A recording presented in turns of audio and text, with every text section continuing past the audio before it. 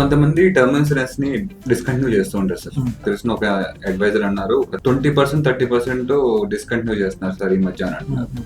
So ఎందువల్ల sir ఈ term insurance చాలా మంది ఏంటంటే ఇనిషియల్ గా ఎవరైనా ఇన్సూరెన్స్ ఏజెంట్ గానీ అడ్వైజర్ గానీ అప్రోచ్ అయ్యి టర్మ్ ఇన్సూరెన్స్ దాని ఇంపార్టెన్స్ అది ఎందుకు తీసుకోవాలి అని చెప్పినప్పుడు అవును కదా అని వాళ్ళు తీసుకుంటారు. తీసుకున్న తర్వాత ఏమవుతుందంటే ఒక సంవత్సరం కడతారు, 2 సంవత్సరాలు కడతారు, 3 సంవత్సరాలు కడతారు. తర్వాత ఈ 3 సంవత్సరాలు కట్టిన ప్రీమియం తర్వాత దీనివల్ల ఉపయోగం ఏం లేదు కదా అంటే అసలు ఎందుకు స్టార్ట్ చేసామనే సంగతి మర్చిపోతారు. టర్మ్ ఇన్సూరెన్స్ అనేది ఎందుకు అవసరం? మనం అనేవాళ్ళం కుటుంబానికి లేనప్పుడు మనం రీప్లేస్ చేస్తుంది టర్మ్ ఇన్సూరెన్స్ అనేది. అంటే మనం ఉన్ననాళ్ళు మనం సంపాదించే సంపాదనతో భార్య పిల్లలను కానీ అమ్మానాలను కానీ మన డిపెండెంట్స్ ఎవరైతే ఉన్నారో వాళ్ళు మనం మన ఇన్కమ్ తో పోషిస్తామో చూసుకుంటాం. మనం అనేవాళ్ళు సడన్ గా ఫ్యామిలీ ఫోటోలు వచ్చి డిసపియర్ అయిపోయాం, మాయమైపోయాం అనుకోండి. ఈ భార్య పిల్లలని ఎవరు చూసుకుంటారు, ఎవరు పోషిస్తారు అనేది మనం క్వశ్చన్ చేసుకోవాలి.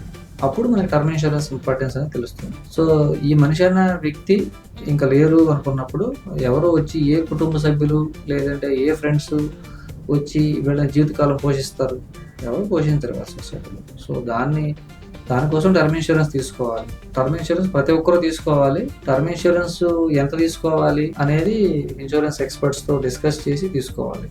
అదేంటంటే మీకు రెండు క్యాలిక్యులేషన్స్ ఉంటాయి. ఒకటి ఇన్కమ్ రీప్లేస్మెంట్ మెథడ్, ఇంకొకటి హెచ్ఎల్వి అంటారు, హ్యూమన్ లైఫ్ వాల్యూ క్యాలిక్యులేషన్ అంటారు. ఈ 2 క్యాలిక్యులేషన్ ప్రకారం తీసుకుని మీకు ఎంత టర్మ్ ఇన్సూరెన్స్ తీసుకోవాలి అంటే సింపుల్గా చెప్పాలంటే ఏంటంటే ప్రస్తుతం మీ ఆరోగ్యం ఎలా ఉంది, మీ యాన్యువల్ ఇన్కమ్ ఎంత ఉంది, మీ ఏజ్ గ్రూప్ ఎంత, మీ మెడికల్ కండిషన్ ఏంటి, మీ వైఫ్ ఏజ్ ఎంత ఉంది, మీ పిల్లల వయసులు ఎంత ఉన్నాయి, మీకు ఎగ్జిస్టింగ్ లోన్స్ అట్లాంటి కమిట్మెంట్స్ ఏమున్నాయి, ఇవన్నీ డిస్కస్ చేసి ఒక క్యాలిక్యులేషన్ వస్తుంది.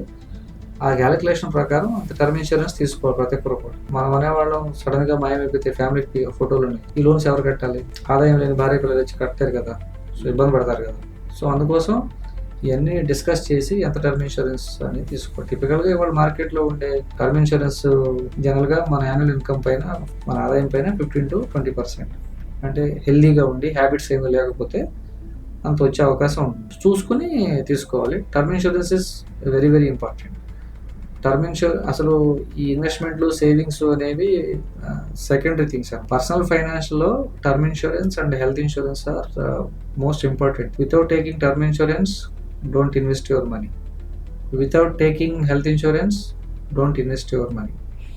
ఇవి ఎలా ఉంటాయంటే term insurance and health insurance అనేవి ఒక ఇల్లు కట్టేటప్పుడు మనకి పునాది బేస్మెంట్ అనేది ఎంత స్ట్రాంగ్ గా ఉంటే బిల్డింగ్ అంత స్ట్రాంగ్ గా ఉంటుంది. అలాగే ఈ 2 ఇనిషియల్ గా మనకు ఉంటే term insurance adequate term insurance and adequate health insurance ఉన్నప్పుడు ఫ్యూచర్ ఫైనాన్షియల్ సిచ్యుయేషన్ కూడా అంత బెటర్గా ఉంటుంది అనమాట. Without taking these 2 don't save or invest your money.